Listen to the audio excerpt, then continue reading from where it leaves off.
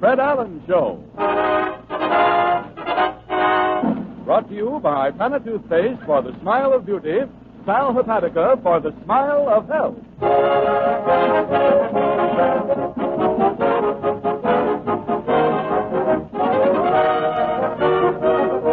An hour of smiles with Fred Allen, folks. 3,600 seconds of fun and music. Fun with our star comedian, Fred Allen. With our guest star, Bob Benchley. Music with Peter Van Steeden, the Merrimack, and Win Murray. The time has come. It's the Fred Allen Show.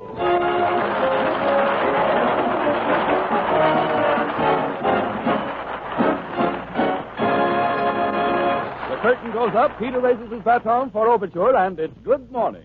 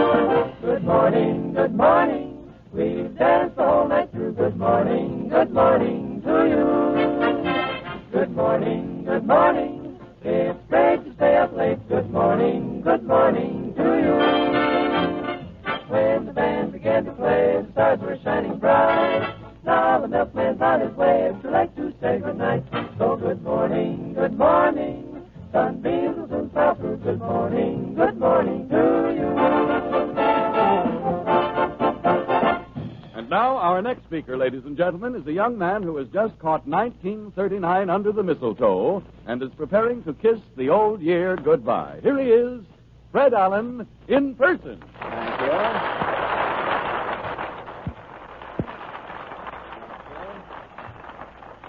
Thank you, and good evening, ladies. Good evening, ladies and gentlemen. Well, Harry, how did you enjoy your Christmas? Did you make the Welkin ring again this year? Yes, sir, Fred. Enjoyed yourself, huh? Oh, say, I've had high old times at Christmas, Fred. Yeah. But I think the high old time I had this Christmas was higher than any high old times I ever had. Oh. And I've had some high old times. You had a high old time. Yes, sir. Well, did you hang up your stocking this year? Oh, you bet, Fred. What happened? Well, nothing. I just put it back on again in the morning. Hey, you're lucky. I put my stocking back on and stepped in 3 jelly beans. I had to send the stocking over to Schrapp's to get it laundered, Harry. Well, that's the best thing. Oh, say, Fred, I'm sorry. I forgot. Thanks a lot for your present. That turkey stuffing. Oh, the turkey? You got the turkey stuffing. Sir. How was it, Harry? How did it taste? Well, that I can't say, Fred. The zipper on the turkey got stuck, and we had to nibble around the outside. We couldn't get the turkey open. Oh, isn't that a Merry December 27th, folks. Hey, what? I can't tell what'll happen. What if somebody should put a weather strip on that door? Things are creeping in here when you don't. What is that, a Merry December 27th? Are you making your own holidays, Mr. Van Steeden? No, but I didn't see you fellas Christmas. Well, that's all right, All Pete. right with me. Did you have a good Christmas, Harry? Oh, I had a high old time, Pete. I've had some high... He's had high old times, but the high old... He got altitude with this last high old time. But what? From his looks, I don't think he's grounded yet, as a matter of fact. What sort of a day did you have, Mr. Van Steeden? I was going all day. Okay. Christmas carols, community things, solos around in people's backyards. Gee whiz, you spent the whole day singing, Pete? I must have sung Abdullah Bulbul Amir 200 times, Harry. Abdullah Bulbul. Well, what kind of a carol is that? What has Abdul the Bulbul Amir got to do with Christmas? Abdul's a Turk. Yeah. Turks come from Turkey, and Turkey goes with Christmas. I can't stay No, with that. all right, Peter. I'll join you outside as soon as I wind this up. What did you sing for an encore? Cranberry Me Not on the Lone Prairie? Okay, Alan, just for that, here's your loaf of bread back. Thanks. What's that? Alan gave me a loaf of bread for Christmas. A loaf of bread? He said if somebody gave me an electric toaster for Christmas, I'd be sitting pretty. Well, just because you didn't get the toaster, you don't have to give me this bread back, Van Steeden. I don't. A crumb will feel more at home with a loaf of bread than I will. He who tells a joke and runs away will live to tell a joke some other day. And he who has the last laugh in radio is but a music cue, Mr. Van Steeden. And with this sage rejoinder, left over from Harry's turkey stuffing, we turn to the latest news of the week. The Ipana News presents The World in Review.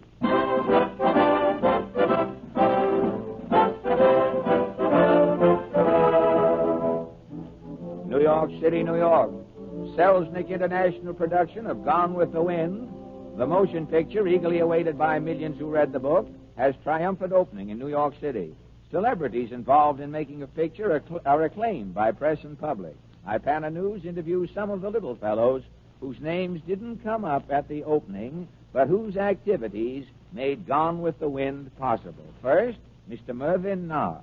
What about this sensational picture, Mr. Nard? Why, if it wasn't for me, Gone with the Wind would never have been made. Well, I didn't see your name among the screen credits.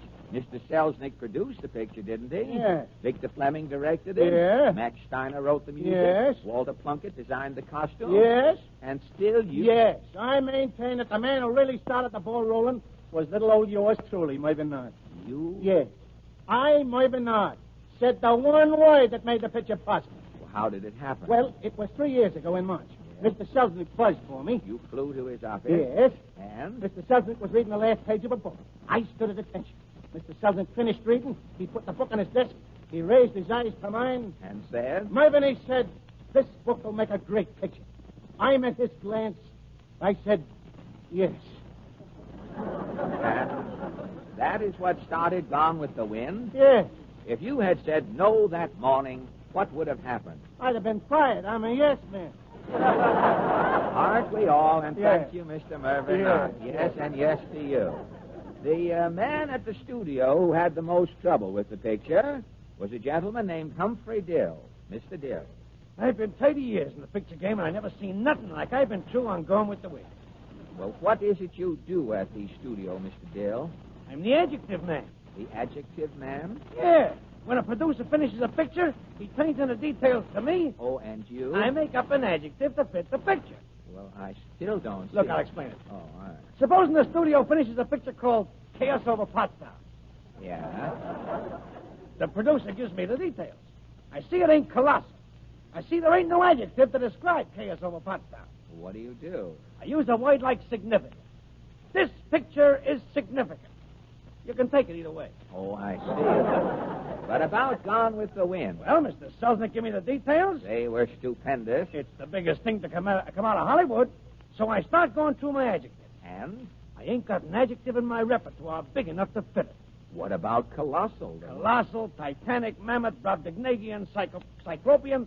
For the first time in my life, they won't do. So? So I started compounding adjectives like titan gigantuan, Yeah. super colostic, Yeah. glaminificent. Those are pretty big words. Not big enough for this picture. I seen it was futile. I dismantled the adjectives I was working on. And gave up. I had to. The picture's too big for words. And Gone with the Wind has been released without an adjective? I'm just calling it a long picture, mister. A masterpiece of understatement. And thank you, Mr. Humphrey Dill. An actress who almost played the part of Scarlett in Gone with the Wind is Miss Stephanie Culpepper. How did you miss out on the Scarlett part, Miss Culpepper? I was too thorough, Sugar. Too thorough? I sure enough was. I got too deep into the character. That was my undoing. What happened? Well, back in 1935, the studio called me for a test. I thought they were just auditioning draws. Oh, I see. I met the director, Mr. Somebody. He says, honey, your drawl is dragging. If you can act like you can drawl, he said, the part is yours. And you did a scene from the picture? With the camera right there. Oh, and what was the trouble? I was too thorough. How do you mean, Miss Culpepper? Well, the director said, play Scarlett as a green kid. Yes. Your future looks black, and you're feeling blue. Yes. Lose your courage and turn yellow. Mm-hmm. Then steel yourself and show you're in the pink. A complicated bit of acting, I must say. Yes, Scarlett was green, black, blue, yellow, and pink. That's the way I played her, but I was too thorough. How do you mean? Well, the test was in Technicolor. I come out plaid. Oh. Condolences, and thank you, Miss Stephanie Culpepper. The only boner found in the entire picture was traced to one Mr. Belclair Scriven.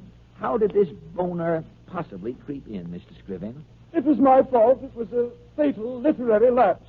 Oh, a literary. Oh, did you write the picture scenario? Me? Why, one man couldn't write Gone with the Wind. It was a creative project. Really? Well, how was the picture written? 60 workers, writers, working day and night in 12-hour shifts. You don't say. Yes, I do. The script passed along on an assembly line. Yes. Hack writers put in verbs and conjunctions. Yes. Literary big shots bolted on sentences. The chap who did whole paragraphs was a Pulitzer man. And your task was? I was a suffix clincher. Oh, you just added the suffixes. Yes, for instance, if the word child passed me on the assembly belt, I would add hood. Childhood. Yes. Sweet, I'd add nest. Sweetness. Nut, I'd add ing. The word nut. Don't mean a thing if it ain't got that ing.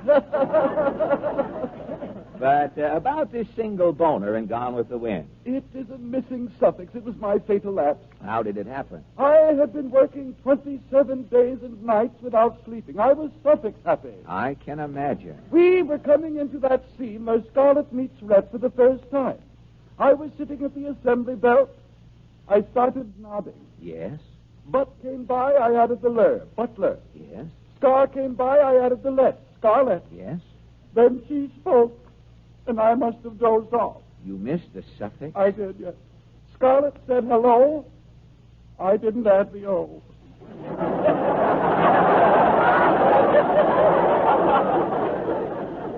And when Scarlett greets Rhett in the picture today... It's a bugle call. I see. And what picture are you working on now, Mr. Scriven? I am not with MGM at the moment. Well, where will a letter reach you? Care of the menswear in Macy's basement. And still you're no bargain, Mr. Belclair Scriven. And now the Ipana News brings you a digest version of the masterpiece Gone with the Wind, running to 1,037 pages in book form, lasting 3 hours and 45 minutes on the screen. Gone with the Wind is here through the miracle of radio, given to you in 3 seconds, presenting our condensation of Gone with the Wind. The gun with the wind.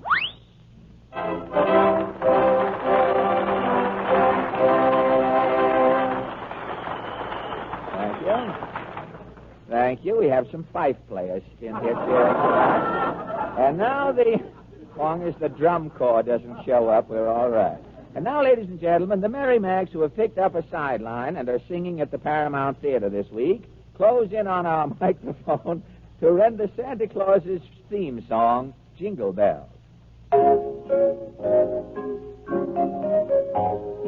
Dashing through the snow in a one-horse open sleigh, o'er the fields we go, and we're laughing all the way. Bells on bobtail ring, making spirits bright.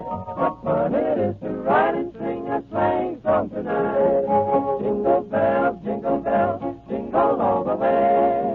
Oh, what fun it is to ride in a one-horse open sleigh. Oh, jingle bells, jingle all the way. Oh, what fun it is to ride in a one-horse open sleigh. It was a day or two ago I thought I'd take a ride. Soon I had Miss Penny Bride seated by my side. The horse was lean and lanky, and misfortune seemed his lot. He ran the sleigh to the drifter's back, and we got a start. Jingle, jingle, jingle, jingle all the way, all the way. Oh, what fun it is to ride in a one-horse open sleigh. Jingle, jingle, jingle bells, jingle all the way, all the way. Oh, what fun it is to ride in a one-horse open sleigh.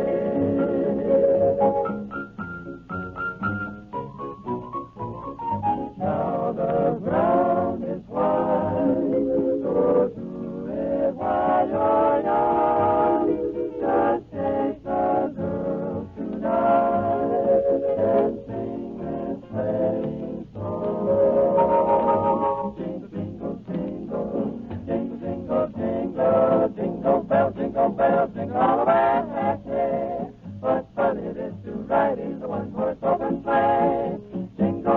jingle, jingle, jingle, jingle, jingle bells jingle all the way. Oh, we have a lot of fun riding in a one-horse open sleigh. Jingle, jingle, jingle all the way. Jingle, jingle, jingle, jingle, jingle, jingle all the way, jingle all the way.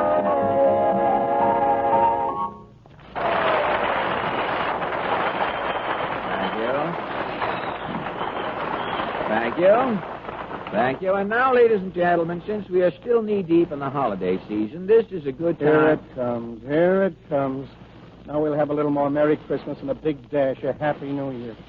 Personally, I'd like a little Arbor Day for a change. What's the trouble, chum, if I may call you chum? Oh, no trouble at all, only I don't like holidays. Oh, come now. Not even this in-between time? Especially this in-between time. The more I think of the presents I got, the madder I get. Really? Some neckties that'd come in handy if you had a flag of trade. Pardon me. Some cigars that are guaranteed to rid the house of termites, and a lot of bills that'll take me to spring. Don't look now, but I'm getting a cold for New Year's, so maybe you've noticed. Well, if Fred didn't, I did. Chum. Chum. Seriously, I can tell you what to do for your cold. Take Sal Hepatica to help fight that cold faster. And to substantiate that statement, ladies and gentlemen, I'd like to pass along the results of a recent impartial survey among physicians conducted by leading medical journals. In this survey, it was found that 7 out of 10 physicians prescribe a saline laxative when treating a cold. And Sal Hepatica is, we believe, the outstanding saline laxative in America. There are 2 very good reasons for this, which you can check with your own doctor. First, Sal Hepatica acts quickly, yet it is exceptionally gentle. And remember, since the progress of a cold is quick, this greater speed of Sal Hepatica is especially important in fighting it. Second, Sal Hepatica also helps nature counteract the acidity that so often accompanies a cold. so you see, Sal Hepatica helps in 2 ways, and helps faster. Get an economical bottle of Sal Hepatica from your druggist before another day goes by. Then, whenever a cold threatens, just take 2 teaspoonfuls of Sal Hepatica in a glass of water. Help nature get you through the new year with less time out for colds, with gentle, quick-acting Sal Hepatica.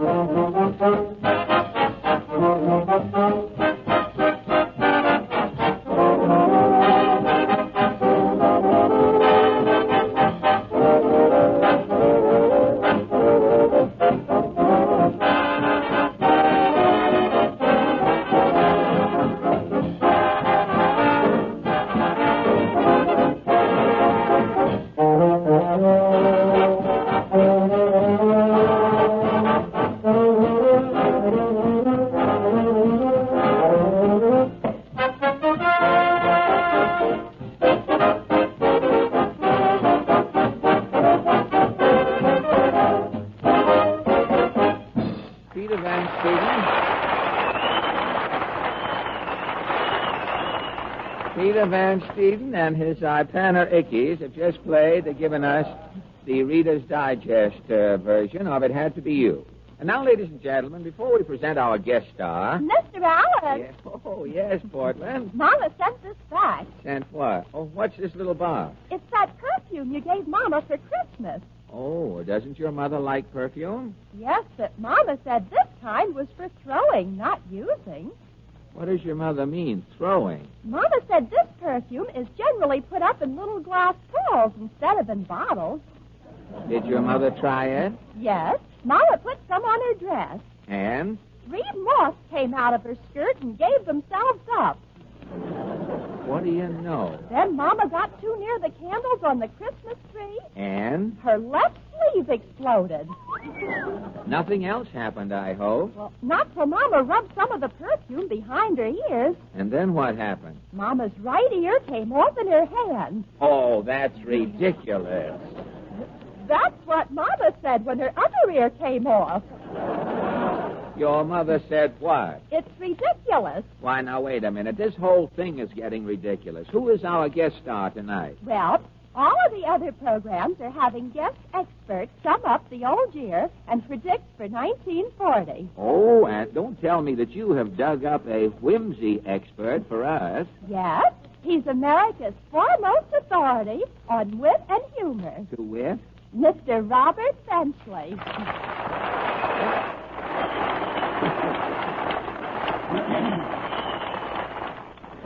Thank you. Well, good evening, Mr. Benchley. Yes, as evenings go, I'd say it is a good evening, friend. That is up to now. The thing that worries me is what happens from now on. You, Why, we could have had the censor up to clear your throat, you know. If everything else was... I could have sworn that wasn't there.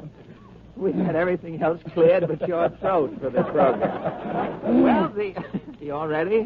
Oh, I guess as ready as I will be. I know. When the frog's away, Well, the purpose of this meeting is to dissect humor and the professional humorist. Now, tonight, Mr. Benchley, you are the guinea pig. Well, it's a character part for me, Fred, but I'll do the best I can. A guinea pig. Gosh, I wish you'd told me I'd have come in tails. That joke isn't a sample of your humor, Mr. Benchley. No, Fred, I was just feeling out the audience. That joke was sort of a throwaway, you know? Well, it's too bad you didn't throw it away before you got in here. Yeah, I'll know better next time, if there is a next time. Well, as Robespierre said on the steps of the guillotine, tout comprendre et tout pardonner. What does that mean, Mr. Benchley? What? I said, what does that say to, whatever that was, what does it mean? Well, it loses so much in the translation, Fred. Why bother? Fine. Well, we'll get right into our interview. All right, I'm still the guinea pig. If you don't mind. No, not at all. I just wanted to make sure. If I'm supposed to be a guinea pig and play it as a mongoose, it's going to sound rather confusing. Yes, it is. Well, that's all I've got to say. Oh, you must have more to say than that, Mr. Benchley. Well, just as a matter of fact, I have. What I meant was that's all I've got to say on this page. I'm turning now. Oh. Considerate of you, Mr. Benchley, I'm sure. Oh, that's all right. May I trouble you to wet my finger, please? Well, not at all. Pardon my tongue. Certainly. Pardon my finger. There we are. I've turned. Fine. Now, tell me, is it true that you are America's foremost authority on wit and humor? Well, I don't like to come right out and say it, Fred, but I'm not the one to make it unanimous either. But millions of people are saying it, and where there's so much smoke, there must be some fire. Yes, I'll say. Now, how did you get this reputation? Oh, I forget. I happened to be standing at a bar one night. Standing? Yes, it was early in the evening. Someone said that Benchley is the world's foremost authority on wit and humor. I forget who said it. It may have been me. I don't know. It started as a rumor, then. Yes, I picked it up and sort of blabbed the word around. The thing caught on, and overnight, you might say, I was made. Well, did you come from a funny family? Yes, I did. We used to get a lot of laughs around the house just looking at each other. My father was a belly laugh. Even as you today are no titter. As John Hancock used to put it on occasion, c'est la physiognomie. What does that mean, Fred? Well, it loses so much. But tell me, Mr. Benchley, when did you first start to get funny? My first bright remark, historians tell me, was made at a baby show in Worcester, Massachusetts in 1894. Do you recall it? Verbatim. Good. I'd won first prize at the baby show. The judge stooped over my cradle with the medal.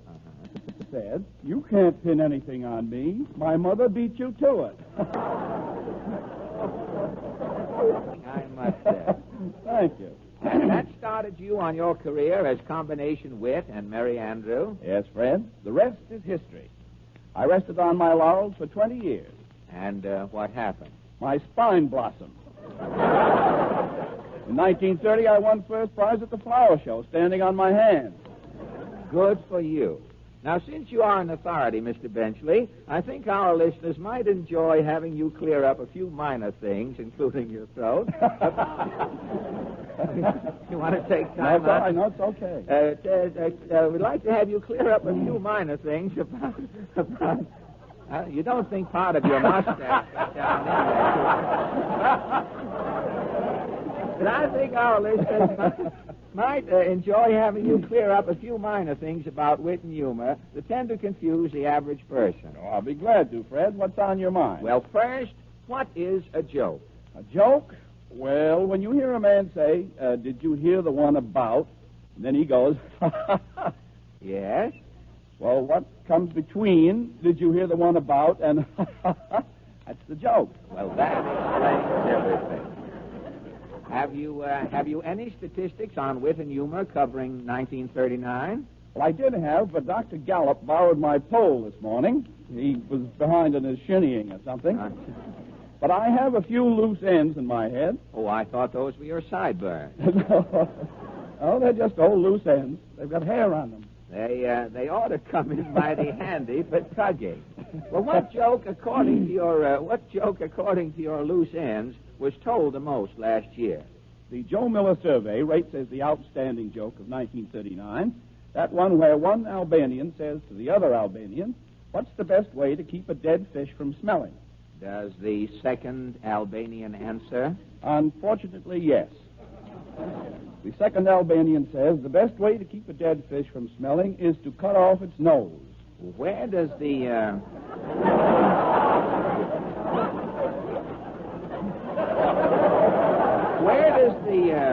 where does the joke come in? Well, no one seems to know. I've had a dead fish in my lab all year working on that joke. I cut off the nose. And does the fish smell? I doubt it. Everyone else is complaining, but the fish apparently gives no evidence of resenting itself.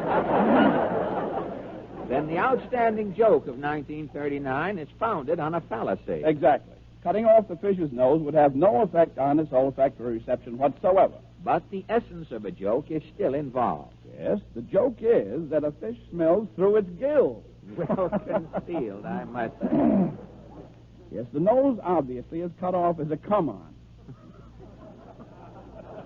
But that's the trend. That joke is number one on the wit parade. Now, what is your favorite joke of all times, Mr. Benchley? Oh, I've said so many funny things, Fred. I know, but your favorite. Well, I guess it's that one about the little Indian boy who got his foot caught in his papoose bag and couldn't get it out. What happened? The boy had to go through life living on his mother. Very, very good. Thank you. Excuse me if I don't laugh, Mr. Benchley. We're pressed for time. I understand quite. Well, what would you say is the outlook for wit and humor in 1940? The outlook is pretty drab, Fred. I'm giving up the game. In fact, I've gone into another business. Christmas present consulting. What is a Christmas present consultant? Well, if you receive a Christmas present that presents a problem, for a nominal sum, I'll solve it for you. Well, how do you mean? Well, I got a call this morning up on Central Park West. A man received 20 pounds of putty for Christmas. Really? He didn't know what to do with it. He called you in? At 3 o'clock this morning. An emergency. What did you do? Well, I broke every window in this client's apartment. That 20 pounds of putty was gone in no time. Pretty soft for you. Yeah, I sure made an impression there. Good. I had another call. A man received a grand piano for Christmas. His apartment was too small. With the piano in it, the man was sleeping in the hall. What was your solution? I burned the legs of the piano in the fireplace, stood the piano up on end. Yes? Today, that man has a harp and a place to sleep.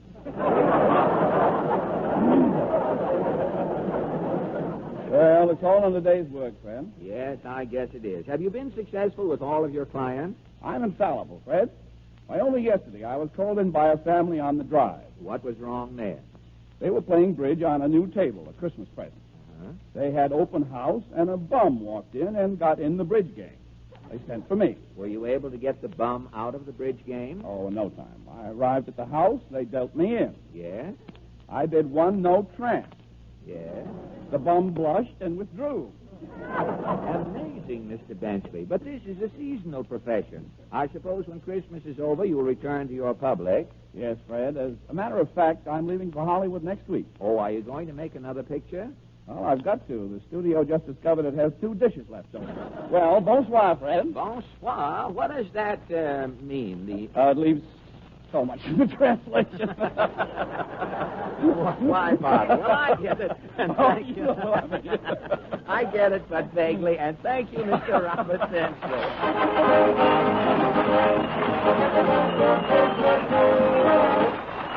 Thank you. Thank you. And now, ladies and gentlemen, Miss Wynne Murray, dressed in her best bib and tucker, is here to sing for us Great Day. When you're down and out, lift up your head and shout, there's gonna be a great day. When skies were dark, came Noah's Ark. Amen. When lions roared, came Daniel's Lord. Amen. Lord, help those who pray. And on judgment, when you're down and out, lift up your head and shout, there's gonna be a great day. Angels in the sky promise that by and by there's gonna be a great day. Gabriel will warn you, summerly born, you will hear his horn. It's not far away, hold up your hands and say, there's gonna be a great day. When you are feeling down and out, just lift your head and shout. There's gonna be a great day when all the angels in the sky promise by and by there's gonna be a great day. Gabriel will warn you, summerly born, you will hear his horn. It's not far away, hold up your hands and say, there's gonna be a great day.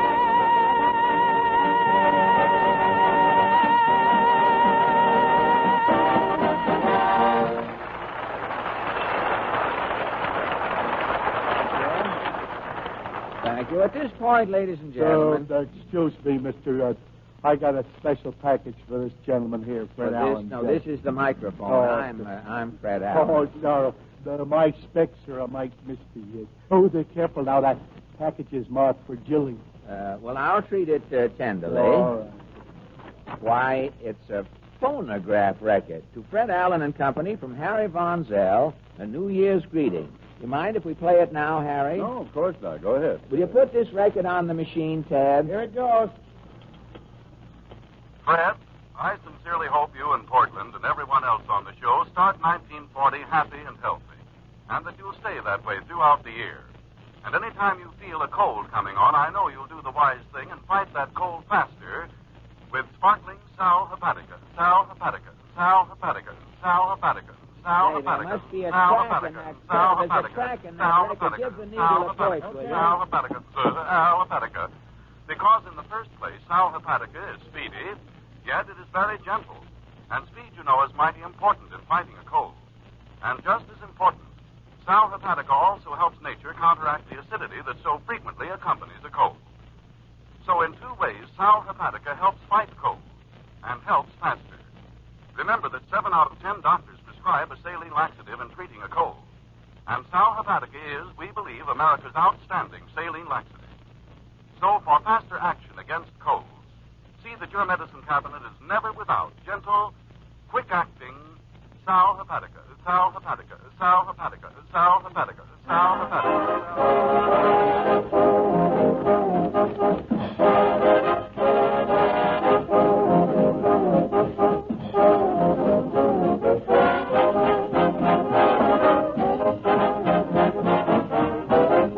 The Fred Allen Show will continue immediately following a brief pause for your station identification.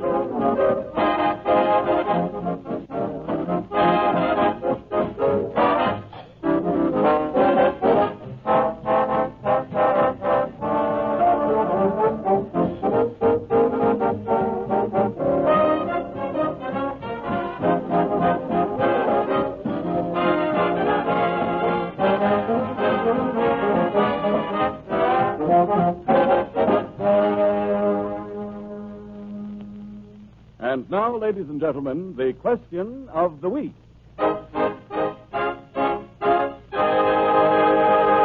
This is Mr. and Mrs. Average Man's Round Table, where three persons selected from our studio audience are invited to give their opinions on a question that concerns some prominent issue of the day.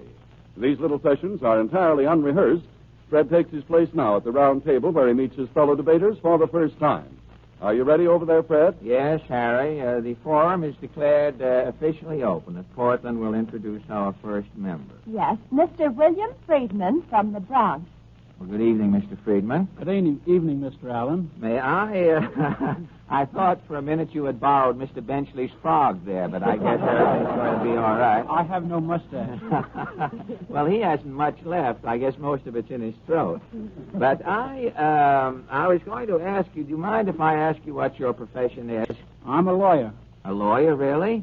Well, it's too bad. If I'd known you were coming up, I'd have borrowed 3 or 4 cases from the Goodwill Court, so you'd have felt more at home.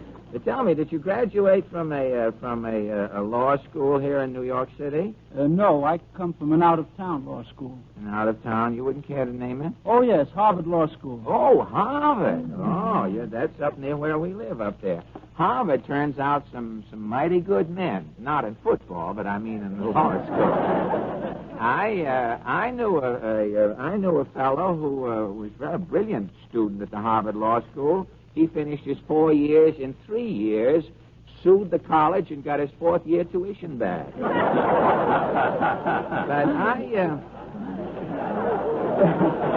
I was going to ask you, Mr. Friedman, would it be unethical if I were to ask you for some professional advice here in public? I'm not getting your fee ready. I mean, I have to take this out. No, I don't think it would be unethical. Well, I have a legal problem that's been bothering me. Did you hear Jack Benny's program last Sunday night? No, I'm sorry. I missed that one, Fred. Did you hear it the week before? Yes, the week before I heard it. Oh, you're one of the every other week Benny listeners. Well, the sooner everybody feels that way, the better off it'll be for me. You'll have to have his in. But when I was going to ask you, last week on his program, you know, Jack Benny and I are supposed to make a picture together next summer for Paramount. And last Sunday night on his program, he called up the Paramount Studios, Mr. Mark Sandridge, the producer there, and said that he refused to make a picture with me. Now, can I, have I any legal rights involved there? Can I protect myself? Why, absolutely. I'd sue him for everything under the sun. Well, I don't think he's got all of that yet. Of course, suing him for everything under the sun would take in all of his California holdings. I get those. But you think I can sue him? He can't run out on me, huh? No, I chase him through every state in the Union. Well, of course, I doubt if he'd last that long. It's uphill in Montana. But do you think, as long as I can sue him, do you think that if we make the picture that Paramount can sue Benny and me later? Well, that depends on the movie critics. That depends on the picture. Well, thank you a lot, Mr. Friedman. Now, Portland. Mr. Thomas Broadleaf from Brooklyn. Good evening, Mr. Broadley. Good evening, Mr. Allen. Well, that's a nice. You brought your own studio audience with you. My whole gang. Well, that's the coming thing. A lot of the radio comedians have portable studio audiences they carry around with them. But I was going to ask you, what do you do over in Brooklyn? I'm the manager of a garage. Oh, a garage, are you? Well, what do you, how's business? Rotten. It is? Very bad. Well, don't you think there are enough cars in the country today? Yeah, there's plenty of cars, but they're not running them. Oh, you're just buying the cars and leaving them in front of the house. Well, that makes work for the policemen. They nicely come around and give everyone tickets. Well, thank you a lot, Mr. Broadleaf. The vice president is waving at me. My time is rapidly disappearing here. Next, Portland. Mr. Wesley Fraser from Astoria, Long Island. Good evening, Mr. Fraser. Oh, you have a smaller audience.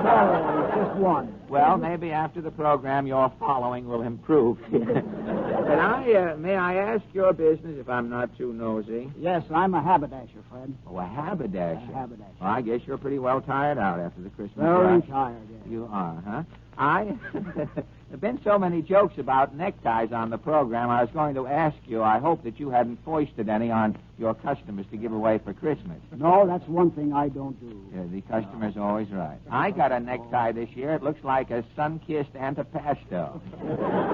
It's worth about $1. I'll have to spend $2 for a muffler, I guess, to hide it, so I lose $1. Well, thank you a lot, Mr. Fraser, and that brings us to our question. Tonight's question is sort of a double feature. It concerns a marital problem, and in order that husbands and wives may both have a go at it, we're going to use the same question again next Wednesday. Now, tonight, our board members consist of 3 married men. You are married, Mr. Friedman. Yes, Mr. Allen. And Mr. Broadley. Yes, sir, Mr. Allen. And Mr. Fraser. That's right. You're all married. We're all married, and I'm the only one who looks it.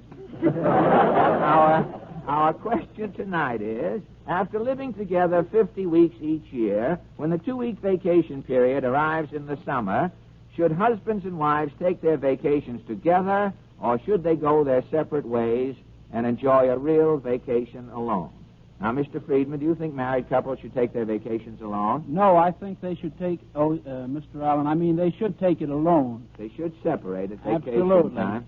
And why? Now the husbands had no trouble. I sensed the husbands were going to organize. You think that the couple should take their vacations alone? Yes, I do, Fred. And the reason, I presume you'd like to know? Yes, I would. Well, I think that if they separate, they'll appreciate each other all the more when they get together after the vacation is over. Well, thank They'll you. forget about the rolling pins and things. All right, thank you, Mr. Friedman. And Mr. Broadley, what do you think about Well, vacation? you got me on the spot, Fred. My wife is sitting right here. Well, if you can't get back in the house tonight, you can come home with me. Just tell us how you feel about it, Mr. Broadley. Well, I think a husband should take his wife with him. You both should go away together. Absolutely. I have to say it. You have to say it, huh? Well, how do you feel about it, Mr. Fraser? Well, I definitely think they should take them separate. They should take their vacation Absolutely. separate. And why do you say that? Well, as you say, after 50 weeks together, I think they should separate. It gives them a chance to get a sort of a mental house cleaning, if you know what I mean? To think back to the arguments and things like that. And they should separate. Well, that is two for taking separate vacations, and Mr. Broadleaf, whose wife is here and is speaking under duress, the wife should go away. Well, they seem to have decided, our married men, that the ideal vacation for married couples, 2-to-1, is to take their vacations together. Now, next week, we're inviting 3 wives to give us their opinions. The week after that, I'll probably have to hide. Our forum closes on a note of suspense, and thank you, gentlemen, for your kind cooperation.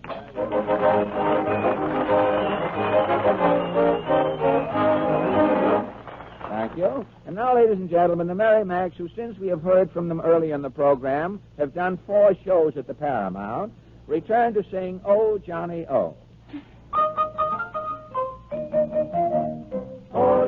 Oh, Johnny, how you can love. Oh, Johnny, heavens above. You make my sad heart jump with joy.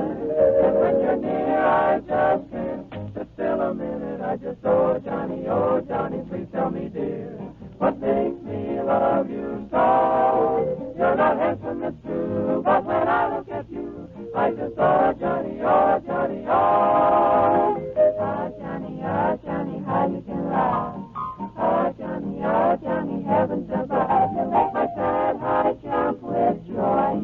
And when you're near, I just can't sit still a minute. I just, oh, Johnny, please tell me, dear, what makes me love you so? You're not handsome, it's true, but when I look at you, I just, oh, Johnny. Oh,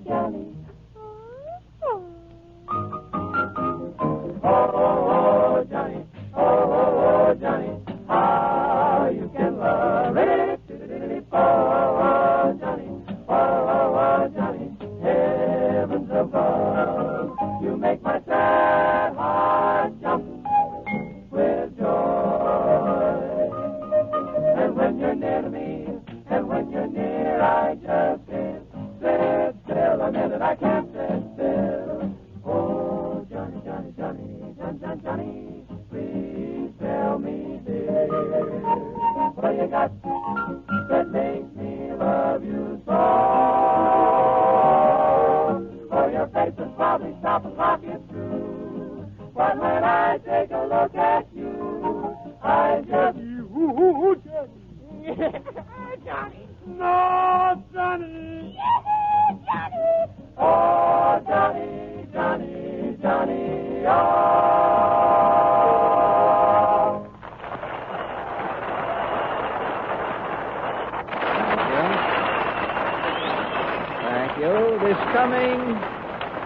Thank you. This coming Monday, in order to justify my sobriquet, public philanthropist number 1, I'm going to toss a little New Year's dinner for everyone on this program. Oh, thanks. Now, wait a minute. It won't be elaborate, you understand. Just a turkey so tender it will collapse gracefully at the mere sight of the carving set.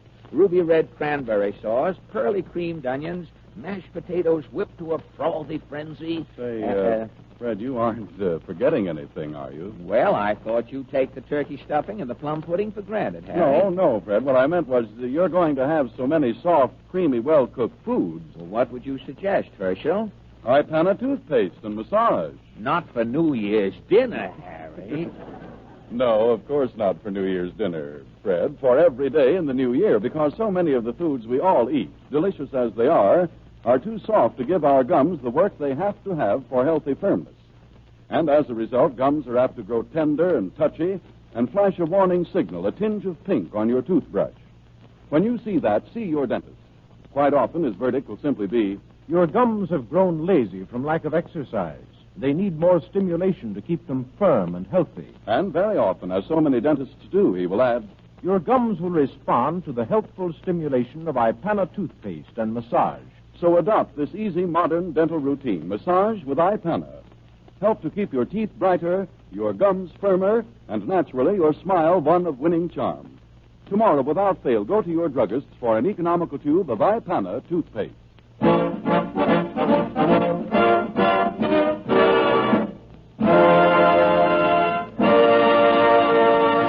Thank you. And now, ladies and gentlemen, the farewell appearance of the mighty Allen Art Players for 1939. Tonight, they dramatize an episode filched from the secret clinical files of a famous psychoanalyst. The sketch is called Moonlight and Neurosis. Or, the patient was the well-dressed man. His straitjacket had a belt in the back. Now the action takes place. Professor Allen, Psychoanalysis Clinic. The time, The present. the characters. Professor Allen, Professor Allen's nurse, several patients, and Napoleon. Napoleon? Who's Napoleon? I'm Napoleon.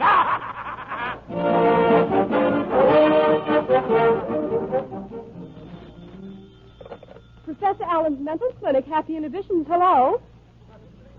No, Professor Allen just went out. He said he had to see a man about a dogma. Yes, I'll tell him. Goodbye. A Freudian good morning, nurse. And how are all my subnormal patients this morning? You're still subnormal. They're asking for you. Only a suppressed schizophrenic would attempt to belittle the world's greatest authority on psychoanalysis, nurse. Why, my cures have set the Ouija board back 20 years. What cures? What cures? What about Mrs. M. of Dallas, Texas? Mrs. M. came to me with an oolong fixation. She thought she was a tea bag. Well, I kept her in hot water for 3 months. She left here cured. She paid you for keeping her in hot water? I soaked her for $200, yes. Take my other cure, the Brothers J of Biddeford, Maine. What was the matter with them? The Brothers J thought they were bookends. They were going through life 6 inches apart. I walked between them saying, I am the Encyclopedia Britannica. The bookend fixation was shattered. The brothers left my clinic through different windows, cured. That shuts me up. Another cure. I am uncanny. Excuse me, Doctor. Yes, 702. I feel the urge. Very well, 702. Here's your piece of bread. Thank you. Who was that? 702 thinks she's a hamburger. Has to have a piece of bread before she'll sit down. I keep slicing the bread thinner and thinner. She'll be on her own in no time. Take a note for the medical journal. Yes, sir. Case 648, a specimen of exalted ego inflation. 648 was under the delusion that he was the president. By degrees, I reduced him to thinking he was vice president, then secretary of the interior, then Saul Bloom. His ego was subsiding. His ego was subsiding rapidly. Yesterday, I had him down to thinking he was a Republican. He was practically cured. What happened? I must have gone too far with my treatment. This morning, he woke up thinking he was Jack Benny. Well, I took him to the isolation ward, a hopeless moron. Oh, this must be a new patient. Put on your shoes, nurse, and open the door. Yes, sir. Professor Allen. Be seated, please. No, hold on. Now, just a minute. I've got something... Oh, yes. You are a victim of repressed no, hysteria. here. Let go of my tongue. I'm not a patient. No? No, you maniac. I'm Rodney Tate, manager of the Cosmopolitan Opera Company. But I'm not... Our opera season opens tonight, and I'm terribly worried about our star tenor. Lawrence Flibbit? Yes. He's a victim. A victim of recurring hallucinations. What form has Flibbit's phobia assumed? He thinks he's a chicken. A chicken? Yes, a chicken. His condition has been brought on by some foul experience. Am I right? Yes. Mr. Flibbit made a concert appearance last week. Yes? Variety, a theatrical weekly, ran a headline Saying? Flibbit lays an egg. Yes. Now, Mr. Flibbit is an artist. He began to brood about this thing. That egg-laying phrase has perforated his subconscious. Exactly. Today at rehearsal, Mr. Flibbit started flapping his arms and crowing in a finale.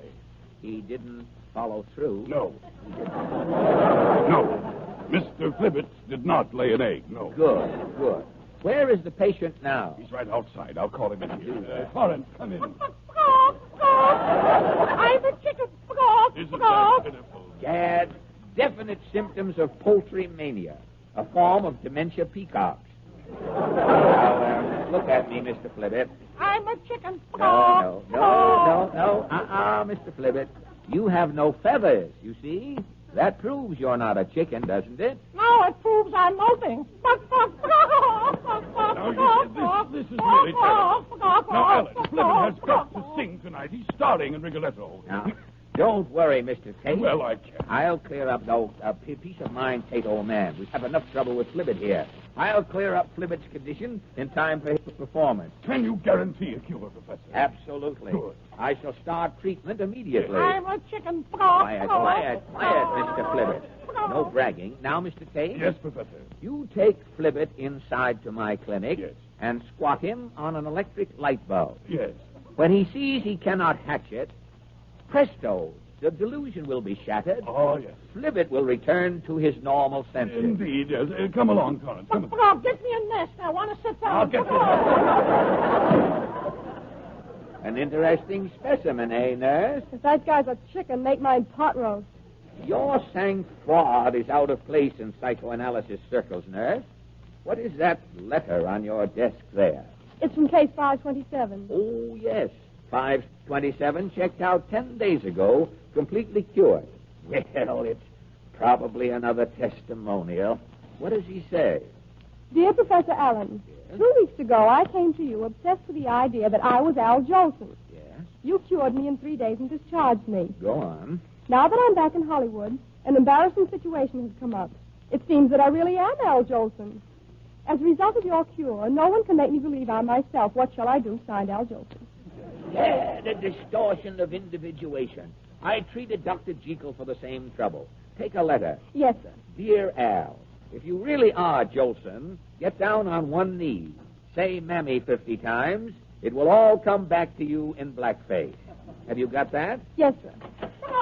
I'm a chicken. Flibbit, are you in again? Where's that manager of I yours? am right here, Professor. That confounded cure of yours didn't work at all. Impossible. Well, it didn't work. You sat Flibbit on the light bulb as I prescribed? Yes, I did, but the darn thing broke. He thought he'd laid a scrambled egg. Yeah, the yolk was on me. Quiet, Now, Flibbit. Alan, you have got to do something. I'm holding you responsible for this man. I'll come through, Tate. My next move is auto-suggestion. What is that? Take Flibbit back to my clinic. Yes. Put some paper bloomers on him. He'll start thinking he's a lamb chop. We can proceed from there. Oh, yes, good. Very well. Come on, Torrance. Put me in a kettle. I want to be frickin'. You're going to be a lamb chop. Now, get in there. Gad, this Flibbit case is extending me neurotically. Professor Allen's Psychoanalysis Clinic, inhibitions especially. Hello? I want to speak to Professor Allen, please. You're speaking to Professor Allen, madam. What became of the man who answered the telephone? I am the man who answered the telephone. Oh, put Professor Allen on, please. I am Professor Allen. Really? Who was that other man who answered the phone? It was I. I am Professor Allen. One at a time, gentlemen, please. Hello? Who is this, please? Professor Allen talking. You're on a busy wire, Professor. I know it. You called me up, madam. So I did. Professor, I've got to see you. I should say so. When can I have an appointment? Let me see. Friday. Oh, I can't come Friday. I'm mad at Friday. You're mad at Friday? Yes, I like Monday, Tuesday, Wednesday, and all the others. But you're... Yes, I'm mad at Friday. Who are you, madam? I'm Mrs. Robinson Crusoe. Mad at Friday? That woman is crazy, nurse. Hello? That party reversed the charges. Gad, she isn't as crazy as I thought. Any patients waiting, nurse? No, sir. Buck, I'm still a chicken. Buck. The chicken, of course. That is awful, Alan. I've never seen anything like it. Confound him. Isn't he cured yet? No, Alan, Mr. Flibbit is not But cured. Mr. Tate... You guaranteed to get Mr. Flibbit in shape to sing tonight. He's still a chicken. I'm suing you. I'll ruin your clinic. Hold on. I'll have you here for observation if you don't watch your tape. I will cure Mr. Tibbet, or Mr. Flibbit. I will cure him if he shows up, too. Come here. Come here, Flibbit. I'm a chicken. Of course you're a chicken. In fact, Mr. Flibbit, you're such a fat little chicken, I'm going to eat you for dinner. Come here, Flibbit. Wait a minute. What are you doing with that paperweight there, Professor? I'm going to kill a chicken. No. Flibbit, take this. Stop. Wait a minute. Alan, what have you done? You'll get 20 years for this. Quiet, Tate. I'll dash some water in the patient's face. We'll see how my shock treatment works. Here, Flibbit. Who's on? Where am I? Torrance, how do you feel? Well, I feel fine. Why aren't we at the opera, Tate? What am I doing here? No, it's all right, Torrance. You were a chicken, but the professor just cured you. Alan, you're a genius. Oh, it was nothing. Here is your bill, Mr. Flibbit. Oh, you get my check in the morning, Professor. I've got to rush over to the opera house. Yes, we must. Just one thing, Professor. Yeah? There's no danger of relapse, is there? None whatsoever. Oh, good. Unless Mr. Flibbit is exposed to another sudden shock. Keep him away from those bad notices. Yes, fine. The opera house will never forget you, Professor. We'll name the men's foyer and the mezzanine after you, sir. Oh, that is inferior immortality, and thank you. Yes. Good day, gentlemen. Good day, Professor. Good day. And remember, Mr. Flibbit, avoid any sudden shock. I will. Figure it out. You are wonderful, Professor. Thank you, nurse. My psychotherapy never fails. Alan, you no-good chiseling bamboozler. Mr. Tate, what is this? You told Mr. Flibbit to keep away from sudden shocks. But He just looked at your bill. It's for $10,000. It's itemized. What's wrong with that? What's wrong with that, he asked. What's wrong with it? I'll show you what's wrong with it. Torrance, come in here. I'm a chicken. He's a chicken.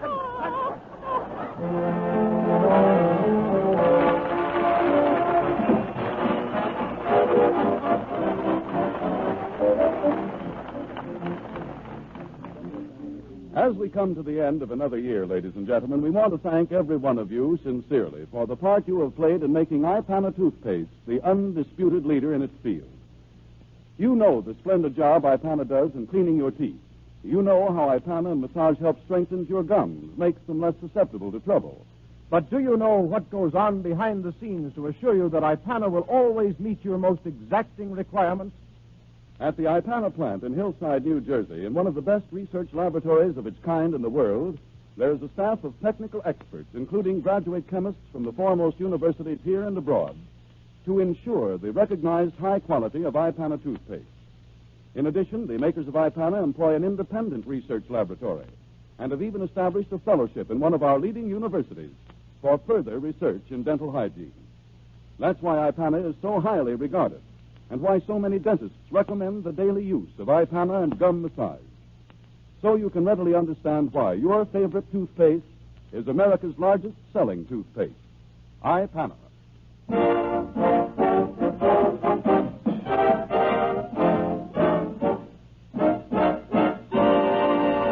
Well, that about about winds up our last program for 1939, ladies and gentlemen. We wish you all a happy and prosperous New Year. And don't forget, our first show of the New Year next week brings you your Song of the Week. Parlez-moi d'amour, dites-moi encore Wait to you. wait a minute. What does that mean, that parlez-moi d'amour? It loses so much in the translation. Oh, well, I... And our guest star will be... Carl Johnson, the youngest cornet player in the world. And music. The National Broadcasting Company.